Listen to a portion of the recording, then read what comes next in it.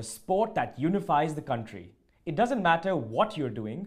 If there's an important cricket match going on right now, you will stop and find the nearest television. And while watching a cricket match, you've probably seen a graph similar to this pop up every now and then. It's such an easy to understand graph. It's simple. As the match progresses, it shows how many runs a team has accumulated. And what a chart does, in essence, is take a lot of data and plot it visually. It's easier to process that way. Traders use a similar kind of chart and they call it a line chart. Now think about Infosys, for example. It moves up during the day. Markets open in the morning and close at, say, 3:30. Now, the close is the last point of data for Infosys for that day. A line chart such as this of Infosys plots the close from February 2nd through February 9th. Each day has a data point, that's the close. The horizontal axis is date and the vertical axis is price.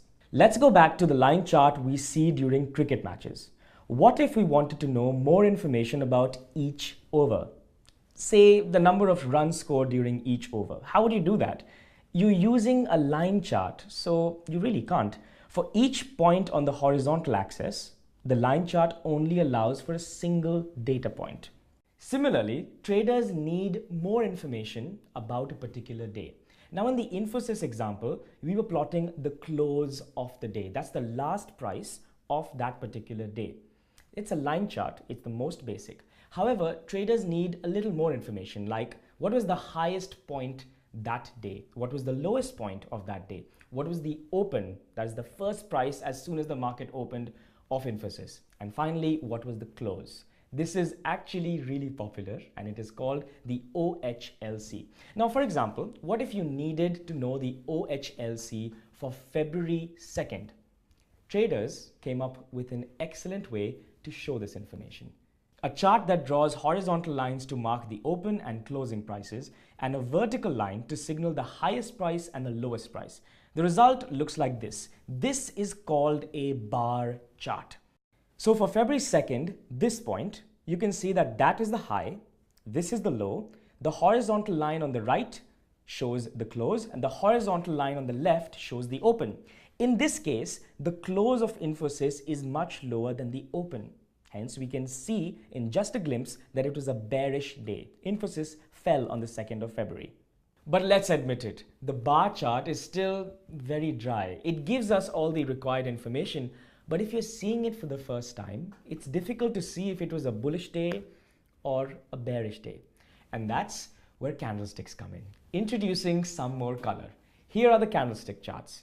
Candlesticks are a vastly improved version of line charts. A green candlestick signifies the closing price was higher than the opening. And a red candlestick is the opposite. The closing price was lower than the open. Basically, if you see a green candlestick, that day was a bullish day. And if you see a red candlestick, that day was a bearish day.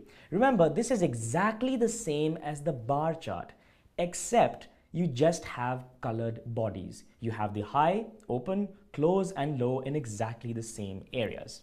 This makes it tremendously easier to spot trends. For example, from February 3rd to 9th, we had 5 straight bullish days. Isn't it easier to see? You can also garner a lot more useful information.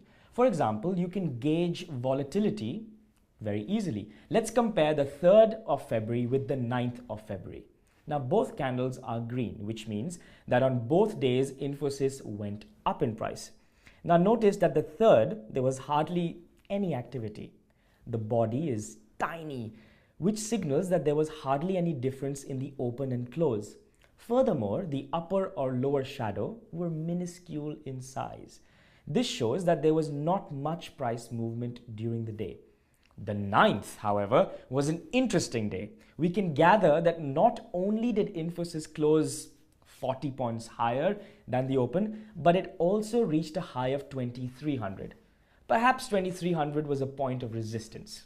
We'll get into the specifics of what resistances are, supports are, and how to trade them, and even specific indicators. But the key takeaway over here is this, that candlesticks provide you a simple, visually appealing way to present a lot of price data.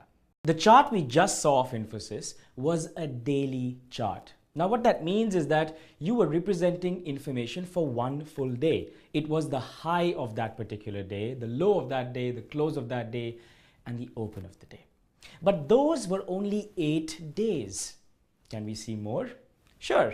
Here are daily charts for Infosys for one whole month, for 2 months, and all the way up to a full year. Notice that this chart is not so easy on the eyes. Identifying a string of consecutive green candles, for example, is a challenge. And how do you change that? Well, by changing the time frame. You see, you have 1 year of data here, and each bar is a full day. What if we change that? We can plot a weekly chart. The concept is exactly the same, except each bar now represents an entire week instead of the day. So when you see a bar here, you see the open of that week, the close of that week, the high of that week, and the low of that week. Choosing a time frame is going to be the most important decision you take as a trader.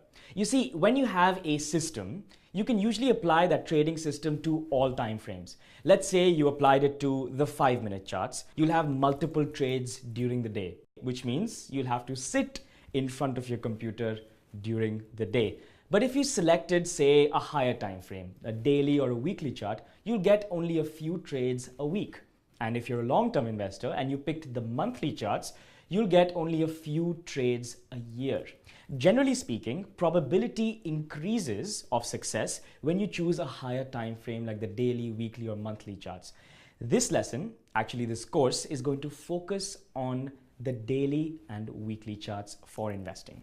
Now that you understand candlesticks, let's look at Infosys a little more closely and see what trends formed over an entire year in the weekly charts. This is the weekly chart of Infosys. Notice the downtrend that developed from March through June. Also notice that downtrends always have lower consecutive peaks. The trend then turned upwards from July. Notice all uptrends have higher consecutive troughs. If you pay close attention, you'll notice that in early March, Infosys fell massively on one day. That date was March 13th. It's the date the company's management stated that it expected lower than expected revenues for the financial quarter. Now, this is bad news. What do you think traders and investors did? They started to sell the stock. And then around 11th of June, Infosys management released the revenue figures. Now, although the revenue was not that great, they were better than what the management had projected. Traders naturally began accumulating Infosys stock. This in turn began the uptrend. Now, isn't this beautiful? All relevant information on price will reflect right there. All we need to do is react to it. It doesn't matter why something happens. If traders and investors feel it's important to dump a stock or to accumulate it, all we need to do is follow those footprints in the sand and make our trade. Now let's see a few more examples of uptrends and downtrends for 1 year using the weekly chart. The first one is Colgate-Palmolive. You'll notice it has higher consecutive troughs. This is obviously an uptrend. It's also a fundamentally strong stock. It's 1 year of data, and that's a weekly chart. The next one is Yes Bank. It's an entire years of data, weekly charts, just like Colgate-Palmolive. It's also in an uptrend. It has higher consecutive troughs. Now let's look at a few downtrends. Gitanjali is in a downtrend. It's been falling since July and we have consecutive lower peaks. The next example is of Dhampur Sugar. It is also in a downtrend, and as you'll see, it has lower consecutive peaks as well. In this lesson, we spoke about charting, starting from line charts, bar charts, and candlesticks. You've also heard me say peaks and troughs so many times. And I know you know what an uptrend and downtrend is. But the question is this: in that Infosys example, can you short when the market plummeted? And can you go long or buy shares when Infosys started to go up in June, July?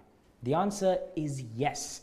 But before we get to that system, we have to define what a peak trough is, called swing highs and swing lows. In the next lesson, that is exactly what we will do. It's called parts of a trend. I'll see you then.